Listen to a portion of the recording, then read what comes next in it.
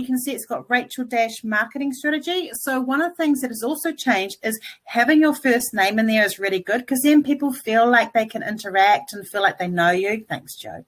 And have that. And then you have a keyword that says what you do. So I had to play with it bits a bit, because ideally I like to put a whole lot of stuff in there, but I've got my name so people know that I'm Rachel, and then I have marketing strategy.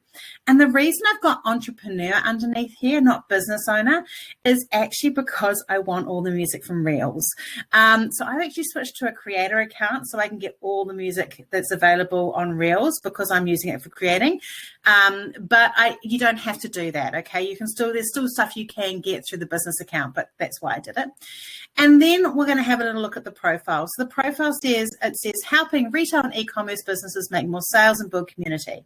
So one of the things in here, in terms of that information there, is your profile must have who you help,